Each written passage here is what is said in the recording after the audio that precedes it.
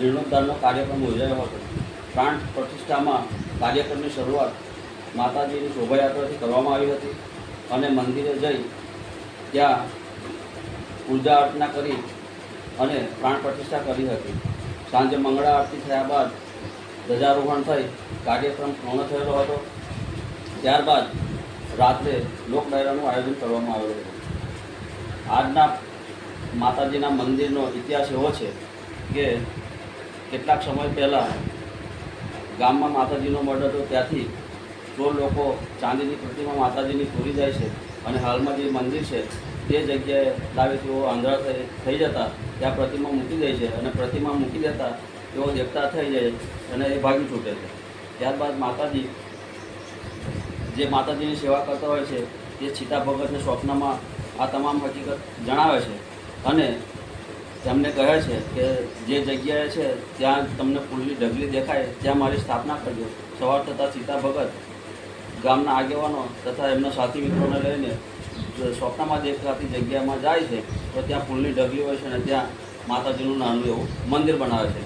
અને એકબીજા ઇતિહાસ પ્રમાણે પાટણના સિદ્ધરાજ જયસિંહ સહસ્ત્રલિંગ તળાવનું ખોદકામ કરાવતા હોય છે। તે સમયે ઘણું ખોદકામ થવા છતાં પણ પાણી નીકળતું નથી। પાણી ના નીકળવાનું કારણ જસમા ઉડણ નામની જે સતી છે તેનો આ સિદ્ધરાજ જયસિંહને તેમની કુદૃષ્ટિ તથા શ્રાપ લાગેલો હતો ને આ જસમા ઉડણને તેમને શ્રાપ લાગેલો હતો કે પાણી નીકળશે નહીં। તેથી જ્યોતિષીઓ દ્વારા જોશ જોડાવતા આ બધું માલુમ પડતા એમ જાણવા મળેલ કે અહીંયા 32 લક્ષણા પુરુષનો જો હોમ કરવામાં આવે, બલિદાન આપવામાં આવે તો પાણી નીકળે। તે સમયે જ્યોતિષો દ્વારા માલુમ પડ્યું કે સિદ્ધરાજ જયસિંહ તથા વીર મેઘમાયા 32 લક્ષણા પુરુષ છે। રાજાનું તો બલિદાન અપાય નહીં કારણ કે પ્રજારક્ષક કહેવાય અને જો એમનું બલિદાન આપે તો રાજ્યનું અર્થતંત્ર ખરાબ થઈ જાય અને પ્રજા પર પણ તેની માઠી અસર થઈ જાય। તેથી વીર મેઘમાયાને તમામ નગરજનોએ મનાવ્યા અને વીર મેઘમાયાએ પણ તેમનું બલિદાન આપવા તૈયાર થયા અને જણાવ્યું કે હું બલિદાન આપવા તૈયાર છું, પણ મારી સમાજ પર જે થતા અત્યાચારો છે તેને દૂર કરો તો હું બલિદાન આપું છું।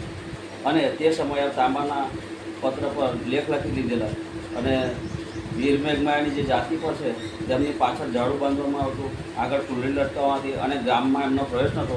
આ તમામ જે અત્યાચારો છે તેમને આવરી લીધા હતા અને તે સમયે પછી તેમણે એમનું બલિદાન આપતા પાણીથી આખું તળાવ છલોછલ ભરાઈ ગયું હતું અને ત્યારબાદ એમના જે વંશજો છે એ આ ક્રાંતિકારી વીરની બલિદાનથી ખૂબ નાસીપાસ થયા અને કેટલાક એમના વંશજો જંબુસર, કરમાળ, ભરૂચ, સુરત અને મુંબઈ જેવા શહેરોમાં સ્થળાંતરિત થયા।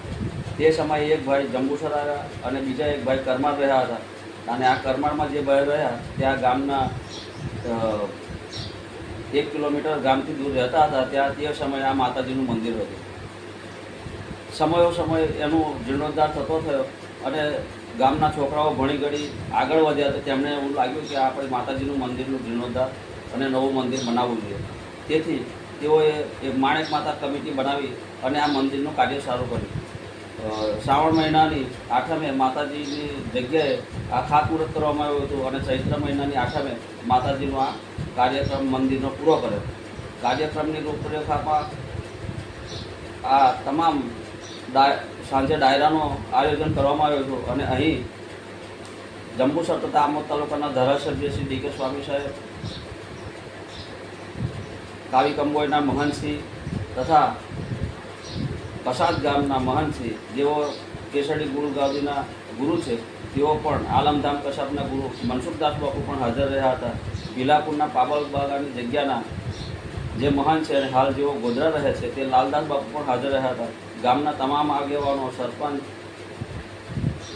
તાલુકા પંચાયત પ્રમુખ એ તમામ લોકો હાજર રહ્યા હતા। એ પ્રસંગને દીપાવ્યો હતો। કાર્યક્રમની જે પૂર્ણાહુતિમાં ગામના તમામ લોકોએ જે સાથ સહયોગ આપ્યો, આજુબાજુના ગામના લોકોએ જે સાથ સહયોગ આપ્યો, જંબુસરના જાંબુ પરિવારે જે સાથ સહયોગ આપ્યો અને તમામ યુવા મિત્રોએ અને આજુબાજુના ગામના